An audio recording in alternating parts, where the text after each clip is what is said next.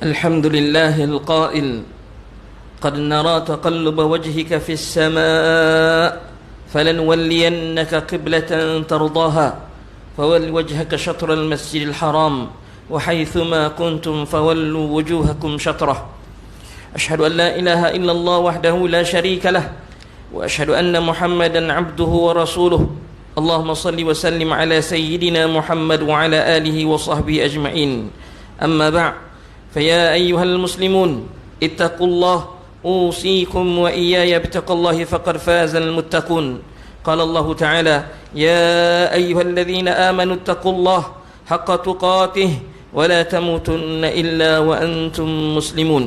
Muslimin yang dirahmati Allah sekalian, alhamdulillah pada hari Jumaat yang penuh barakah ini, marilah kita bersama-sama mempertingkatkan ketakwaan kita kepada Allah Subhanahu wa taala dengan sebenar-benar takwa, iaitu dengan sentiasa meneliti segala tindakan seharian kita agar ianya sentiasa selari dan ketepatan dengan kehendak Allah Subhanahu wa taala dan Rasulnya, serta jauh daripada tegahan dan larangan. Mudah-mudahan kita diberikan keberkatan hidup di dunia dan kejayaan di akhirat. Marilah sama-sama kita menghayati khutbah pada hari ini yang bertajuk satu kiblat yang sama. Hadirin yang dikasihi Allah Subhanahu wa taala, kiblat merupakan arah Kaabah di Mekah, yang merupakan arah yang dihadap oleh setiap orang Islam ketika mendirikan salat. Secara asasnya, menghadap kiblat merupakan salah satu syarat sah salat, dan jika ia ditinggalkan sengaja, maka salat yang dilakukan tadi tidak sah.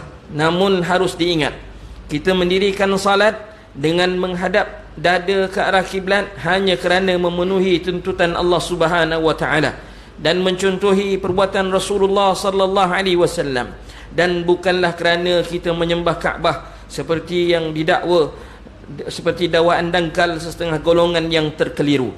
Daripada Malik bin Huwairith radhiyallahu anhu bahawa Rasulullah sallallahu alaihi wasallam bersabda, "Sallu kama raaitumuni usalli," dan salatlah kamu seperti mana kamu melihat aku salat. Hadis riwayat Bukhari. Kiblat bagi umat Islam pada mulanya adalah menghadap ke arah Baitul Maqdis di Palestin, yang juga merupakan kiblat bagi kaum Yahudi.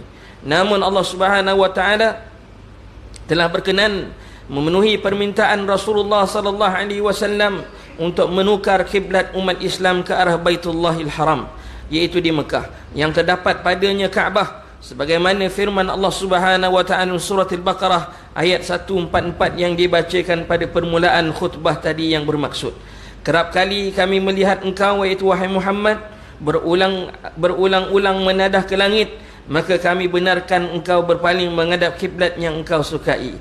Oleh itu, palingkanlah mukamu ke arah Masjidil Haram, tempat letaknya Kaabah, dan di mana sahaja kamu berada, maka hadapkanlah muka kamu ke arahnya.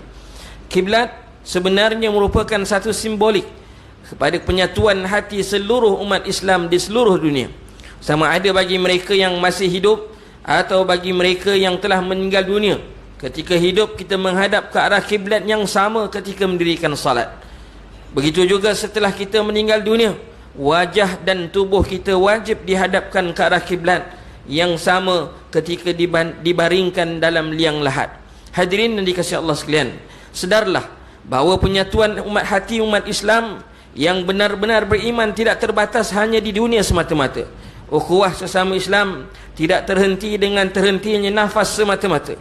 Bahkan pertalian tersebut akan kekal berpanjangan sehingga ke alam akhirat, sehingga ada sahabat yang beriman sanggup berhujah demi menyelamatkan sahabatnya yang lain di hadapan Allah Subhanahu wa taala. Hadis riwayat Abu Sa'id Al-Khudri radhiyallahu an bahawa Rasulullah sallallahu alaihi wasallam bersabda yang bermaksud, perdebatan salah seorang kalian tentang haknya di dunia tidaklah sedahsyat perdebatan kaum mukminin kepada Tuhan mereka tentang saudara mereka yang dimasukkan ke neraka. Mereka akan berkata, Rabbana ikhwanuna kanu yusalluna ma'ana wa yasumuna ma'ana wa yahujjuna ma'ana fa adkhaltahum nar qala fayaqulu idhabu fa akhriju man araftum. Wahai Tuhan kami, dahulu saudara-saudara kami salat bersama dengan kami, berpuasa bersama dengan kami dan mengerjakan haji bersama dengan kami. Namun ya Allah, engkau telah masukkannya ke dalam neraka. Rasulullah SAW bersabda, Allah Subhanahu wa taala berfirman, pergilah lalu keluarkanlah siapa yang kalian kenal di antara mereka. Hadis riwayat Imam An-Nasa'i. Muslimin yang dirahmati Allah sekalian, kiblat merupakan semulia-mulia arah. Selain merupakan syarat sah salat, umat Islam juga digalakkan untuk menghadap ke arah kiblat dalam perkara yang baik, seperti ketika berdoa, ketika tidur, ketika membaca Al-Quran, ketika menuntut ilmu dan sebagainya. Bagi meletakkan kemuliaan yang selayaknya kepada arah kiblat ini, kita dilarang untuk menghadap ataupun membelakangkan arah kiblat ketika membuang air kecil ataupun buang air besar. Abu Ayyub Al-Ansari radhiyallahu anhu meriwayatkan bahawa Rasulullah sallallahu alaihi wasallam bersabda, "Idza ataitumul gha'id fala tastaqbilul qiblah wa la tastadbiruha walakin syarriqu aw gharribu." Apabila engkau hendak membuang air besar, maka janganlah menghadap ke arah kiblat dan jangan pula membelakangkannya. Sebaliknya, menghadapkanlah ke arah timur ataupun barat. Riwayat Bukhari. Di negeri Selangor, Jabatan Mufti Negeri Selangor melalui bahagian Falak bertanggungjawab membuat penentuan arah kiblat di seluruh masjid, surau kebenaran salat Jumaat, surau musalla tanah perkuburan Islam, ruang salat awam, hentian rehat RNR, stesen minyak, pejabat dan sebagainya. Jabatan Mufti Negeri Selangor juga telah melantik Persatuan Ahli Falak Negeri Selangor untuk membantu masyarakat mendapatkan khidmat penentuan arah kiblat di rumah persendirian. Penentuan arah kiblat adalah perkara ijtihad dan zanni, iaitu hasil penelitian. Hadis yang diriwayatkan daripada Abu Hurairah radhiyallahu anhu bahawa Rasulullah sallallahu alaihi wasallam bersabda, "Istakbiril qiblah wa kabbir." Yang bermaksud apabila kamu hendak mendirikan salat, maka hendak hadapkanlah diri kamu ke arah kiblat dan bertakbirlah, iaitu takbiratul ihram bagi memulakan salat. Hadis riwayat Bukhari. Berikut adalah beberapa perkara yang perlu diketahui berkaitan penentuan arah kiblat negeri Selangor. Pertama, bagi individu yang mendirikan salat, penentuan arah kiblat adalah diterima selagi mana arah kiblat tidak berada di kiri dan ataupun di kanannya. Yang kedua, bagi bangunan seperti masjid, surau dan tapak perkuburan, kadar selisih daripada arah kiblat sebenarnya hanya dibenarkan tidak melebihi 3 darjah berdasarkan kemampuan peralatan falak. Yang ketiga, bagi permis seperti masjid, surau dan atau rumah yang dibetulkan arah kiblatnya, salat yang telah dilakukan sebelum pembetulan dibuat tidak perlu diqada. Yang keempat, bagi kawasan tanah perkuburan yang telah dibetulkan arah kiblatnya, jenazah yang telah dikebumikan sebelum pembetulan dibuat, wajib dipalingkan semula ke arah kiblat yang betul, kecuali jika jenazah sudah rosak dan berubah. Hadirin yang dikasihi Allah sekalian, mimbar mengucapkan tahniah kepada mereka yang sentiasa peka dan cakna berkaitan ibadah salah, khususnya dalam penentuan arah kiblat di rumah atau di tempat kerja masing-masing. Ianya tidak lain dan tidak bukan adalah untuk memastikan ibadah salat yang dilaksanakan memenuhi rukun dan syaratnya, agar ia diterima oleh Allah Subhanahu wa taala. Namun bagi mereka yang masih lalai dan mengabaikan ibadah salat dan ibadah-ibadah yang lain, maka sudahlah, cukuplah, mulakanlah hidup baru yang lebih baik. Perbaikilah hubungan dengan Allah Subhanahu wa taala dan sesama manusia. Insya-Allah hidup kita akan diberkati dan di akhirat nanti kita akan dirahmati oleh Allah Subhanahu wa taala.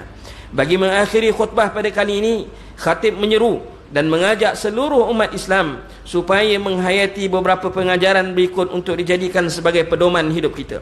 Yang pertama, kita sebagai ketua keluarga hendaklah sentiasa memahami syarat dan rukun salat, seperti penentuan arah kiblat di rumah masing-masing, supaya salat yang dilaksanakan sah dan diterima oleh Allah Subhanahu wa taala. Yang kedua, sebagai umat Islam, kita mestilah hidup harmoni dan bersatu padu. Walaupun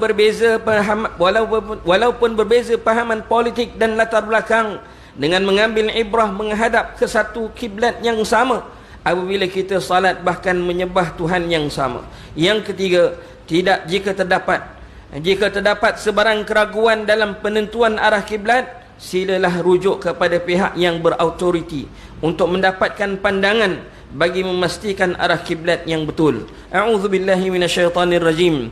Wa min haitsu kharajta fawalli wajhaka syatral masjidil haram wa innahu lal haqqu min rabbika wa ma Allahu bighafilin amma ta'malun.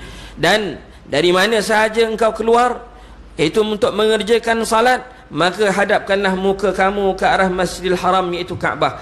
Dan sesungguhnya perintah berkiblat ke arah Kaabah adalah benar dari Tuhanmu. Dan ingatlah, Allah tidak sekali-kali lalai akan segala apa yang kamu lakukan. Surah Al-Baqarah ayat 149.